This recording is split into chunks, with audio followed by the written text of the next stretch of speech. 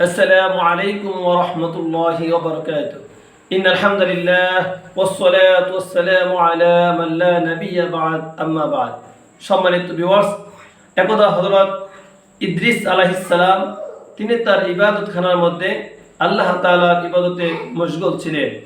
হঠাৎ একজন ব্যক্তি মেহমান হয়ে তার নিকটে আসলেন। হযরত ইদ্রিস আলাইহিস সালাম ওই মেহমানকে মেহমান মনে করে তিনি অভ্যর্থনা জানালেন এবং হযরত ইদ্রিস আলাইহিস সালামের পাশে বসার জন্য আহ্বান করলেন। লোকটি হযরত ইদ্রিস আলাইহিস সালামের পাশে বসলেন। আর আল্লাহর নবী হযরত ইদ্রিস আলাইহিস সালামের অভ্যাস ছিল তিনি বেশিরভাগ সময় রোজা রাখতেন এবং ওই দিন তিনি রোজাদার ছিলেন। যখন ইফতারের সময় হলো, আল্লাহর নবী হযরত ইদ্রিস আলাইহিস সালাম তিনি কি করলেন, নিজের জন্য ইফতারের ব্যবস্থা করলেন এবং ওই মেহমানের জন্য ইফতারের ব্যবস্থা করলেন। আসলে আল্লাহর নবী হযরত ইদ্রিস আলাইহিস সালামের জানা ছিল না যে ওই আগত মেহমানটি ছিলেন মালাকুল মউত হযরত আজরাইল আলাইহিস সালাম। পরবর্তীতে যখন ইফতার শুরু করলেন, হযরত ইদ্রিস আলাইহিস সালাম নিজে ইফতার করতেছেন আর ওই মেহমানকে ইফতার গ্রহণ করার জন্য বললেন, আপনি এই খাবার থেকে আহার করুন। কিন্তু ওই মেহমান তিনি দাঁড়িয়েছিলেন, কারণ তিনি তো আল্লাহর ফেরেশতা, আর আল্লাহর ফেরেশতারা কখনো মানুষের মতো খাবার গ্রহণ করে না।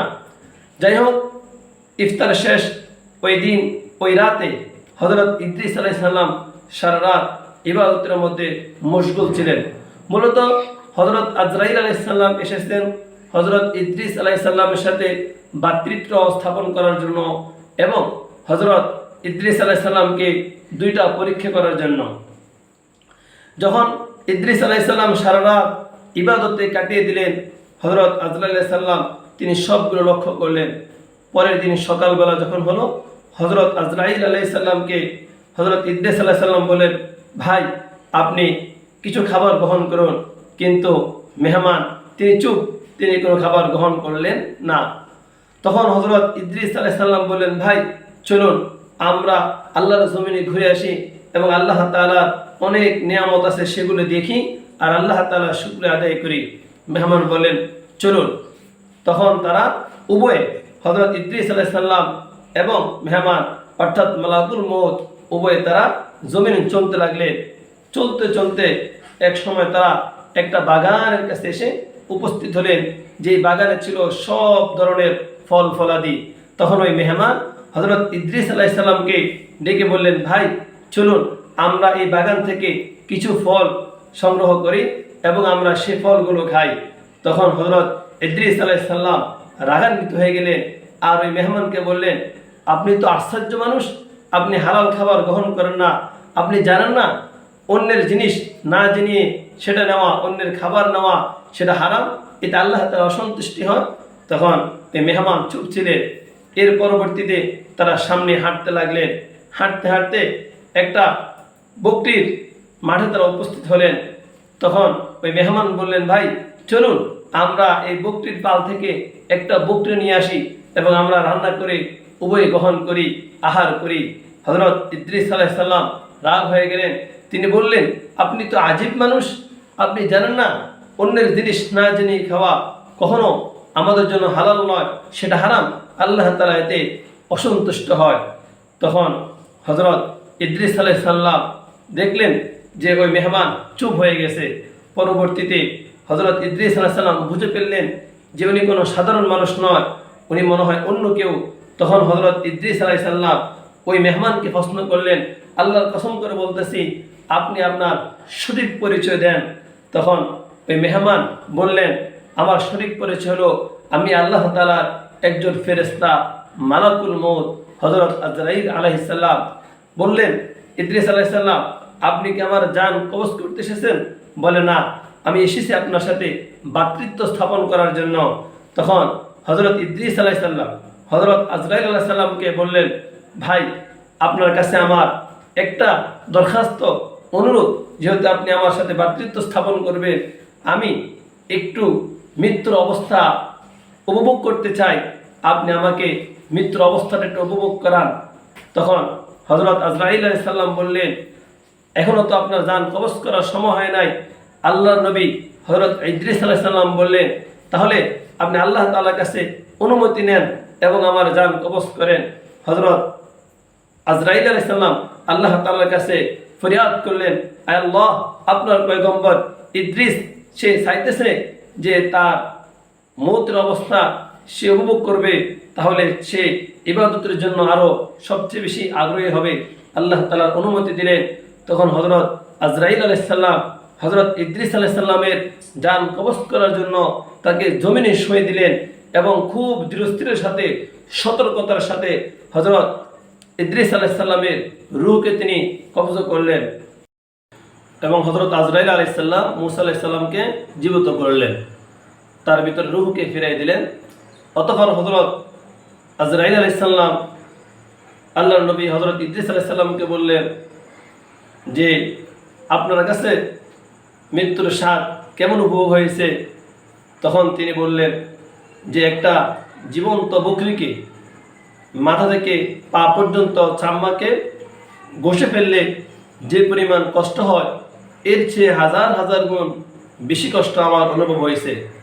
তখন হযরত আজরাইল আলাইহিস সালাম হযরত ইদ্রিস আলাইহিস সালামকে বললেন, ও আল্লাহর পয়গম্বর, আমি আপনার চেয়ে আরামদায়কভাবে আর কোনো মানুষের জান কবজ করি নাই, এরপরেও যদি আপনার কষ্ট হয়ে থাকে আমি আপনার কাছে ক্ষমা প্রার্থী। এর পরবর্তীতে হযরত ইদ্রিস আলাইহিস সালাম হযরত আজরাইল আলাইহিস সালামকে বললেন, আলহামদুলিল্লাহ, আমি মওতের যন্ত্রণা ভোগ করার কারণে আল্লাহ তাআলার ইবাদতের প্রতি আমার আগ্রহ আরো বেশি সৃষ্টি হয়ে গেছে। অতঃপর ইদ্রিস আলাইহিস সালাম আজরাইলকে বললেন, অর্থাৎ যে ভাই আজরাইল, আমি তোমার কাছে আরেকটা অনুরোধ আমার আছে, সেটা হলো আমি জাহান্নাম দেখতে চাই সচক্ষে, যাতে জাহান্নাম দেখার পরে আমার ভিতরে আমলের আরো বেশি আগ্রহ সৃষ্টি হয় এবং আমি আমার উম্মতদেরকে জাহান্নামের বিষয়ে তাদেরকে ভয়াবহতা সম্পর্কে অবগত করতে পারি। তখন হযরত আজরাইল আলাইহিস সালাম বললেন, ও আল্লাহর নবী, আমি তো এই বিষয়ে আল্লাহ তাআলার কাছ থেকে অনুমতি নেই নাই, আমি আল্লাহ তাআলার কাছ থেকে অনুমতি নেই, এরপর আমি আপনাকে জাহান্নাম দেখাবো। অতঃপর আল্লাহ তাআলার কাছে হযরত আজরাইল আলাইহিস সালাম কি করলেন? দোয়া করলেন, আল্লাহ তাআলার কাছে অনুমতি চাইলেন। আল্লাহ তাআলা হযরত আজরাইল আলাইহিস সালামকে অনুমতি দিলেন, আমার নবীকে পয়গম্বরকে তুমি জাহান্নাম দেখাই আনো, সচক্ষে জাহান্নাম দেখাও।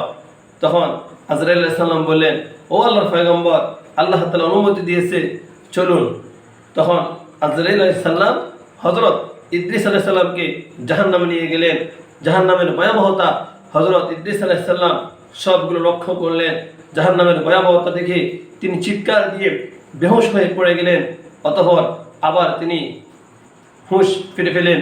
জাহান্নাম থেকে ফিরে আসার পরে হযরত ইদ্রিস আলাইহিস সালাম বললেন, ভাই দোস্ত তো আজরাইল, আমি জাহান্নাম দেখার পরে আমার আল্লাহ তাআলার ইবাদতের প্রতি আরো বেশি আগ্রহ আমার সৃষ্টি হয়েছে। আমি আমার উম্মতদেরকে বলবো, আমি মওতের যন্ত্রণা উপভোগ করেছি, জাহান্নামের ভয়াবহতা, জাহান্নামের শাস্তি দেখেছি। আমার উম্মতদেরকে আমি জাহান্নামের ভয়াবহতা সম্পর্কে কি করব? অবগত করব এবং তাদেরকে এক আল্লাহ তাআলার প্রতি ইবাদত করার জন্য মনোযোগী সৃষ্টি করব, উদ্বুদ্ধ করব।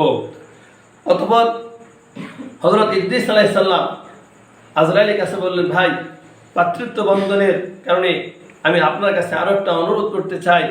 তখন হযরত আজরাইল আলাইহিস সালাম বললেন, আপনি আর কি অনুরোধ করতে চান? বলে, আমার শেষ আরেকটা অনুরোধ হলো, আমি সচক্ষে জান্নাত দেখতে চাই, জান্নাতের নাজ নেয়ামত দেখতে চাই।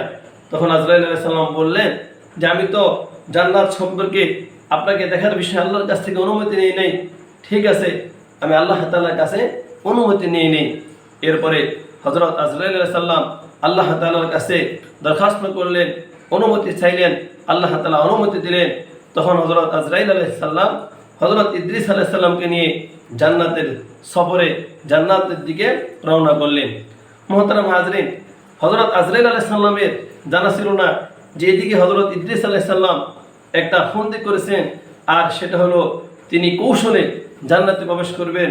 কারণ আল্লাহ তাআলার ওয়াদা আল্লাহ তাআলার কোনো বান্দাকে আল্লাহ তাআলা একবার যদি জান্নাতে যায় তাকে আল্লাহ তাআলা জান্নাত থেকে বের করে না। হযরত ইদ্রিস আলাইহিস সালাম চিন্তা করলেন, আমি যেহেতু মৌতের স্বাদ উপভোগ করেছি, জাহান্নাম দেখেছি, আর আল্লাহ তাআলা বলছে, আল্লাহর হাবিব বলছে, কোনো মানুষ মৃত্যু ছাড়া জান্নাতে যেতে পারবে না, কোনো মানুষ জাহান্নাম দেখা ব্যতীত জান্নাতে যাইতে পারবে না। যেহেতু আমি মৃত্যুর দাপ শেষ করলাম, মৃত্যুর দাপ অতিক্রম করলাম, জাহান্নাম দেখে আসলাম, এখন আমি যদি জান্নাতে কোনোভাবে ঢুকতে পারি, আমি আর জান্নাত থেকে বের হব না। এই ফন্দিটা, এই কৌশলটা আজরাইলের কিছু না, জানা ছিল না। অতঃপর আজরাইল আলাইহিস সালাম হযরত ইদ্রিস আলাইহিস সালামকে নিয়ে যখন জান্নাতে সামনে দরজার সামনে উপস্থিত হলেন, তখন আজরাইল বললেন, ও আল্লাহর পয়গম্বর ইদ্রিস, আপনি জান্নাতে প্রবেশ করুন, আপনার জুতা বাহিরে রেখে দেন। এরপরে আপনি জান্নাত দেখার পরে, জান্নাতের নাজ নেয়ামত দেখার পরে আপনি যখন বের হয়ে আসবেন, এরপর আপনাকে নিয়ে আপনি আয়েশা জুতা পরিধান করবেন, আপনাকে নিয়ে আমি আবার দুনিয়াতে গিয়ে আপনাকে দিয়ে আসব এবং আমি আমার কর্মে ফিরে যাব। হযরত ইদ্রিস আলাইহিস সালাম আজরাইলের সাথে ওয়াদা দিয়ে তিনি জান্নাতে প্রবেশ করলেন, জান্নাতের নাজ নেয়ামত দেখতে লাগলেন, আল্লাহর শুকর আদায় করতে লাগলেন।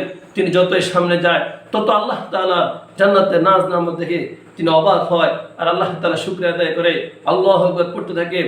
এক পর্যায়ে জান্নাত ভ্রমণ করার পরে হযরত আজরাইল আলাইহিস সালাম যেদিকে বাইরে ঘোরাফেরা করতেছে, উনি আসেন না কেন। এক পর্যায়ে হযরত ইদ্রিস আলাইহিস সালাম তিনি জান্নাত থেকে বের হয়ে এসে আজরাইলের সাথে ওয়াদা রক্ষার জন্য উনি বের হয়ে এসে কি করলেন, জুতা বের হয়ে এসে আবার দৌড় দিয়ে জান্নাতের ভিতরে চলে গেলেন। তখন হযরত আজরাইল আলাইহিস সালাম বললেন, হে আল্লাহর পয়গম্বর, হে ভাই ইদ্রিস, আপনি জান্নাত থেকে বের হয়ে আবার কেন জান্নাতের ভিতরে চলে গেলেন?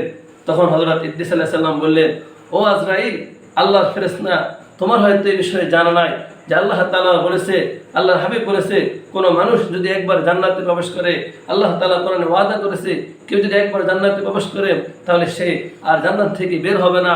আমি তোমার সাথে কৃত ওয়াদা রক্ষার জন্য আমি জান্নাত থেকে বের হয়েছি, তোমার ওয়াদা রক্ষা করছি, এখন আমি জান্নাতে চলে আসছি, আমি জান্নাত থেকে আর বের হব না। তখন হযরত ইদ্রিস আলাইহিস সালাম বললেন যে আমি এখন জান্নাতে থেকে যাব, আমি জান্নাত থেকে আর বাহির হব না। এই কথা শোনার পরে হযরত আজরাইল আলাইহিস সালাম তিনি আল্লাহ তাআলার কাছে ফরিয়াদ করলেন, হে আল্লাহ, আপনার পয়গম্বর কি বলতেছে, সে জান্নাত থেকে আর বের হবে না।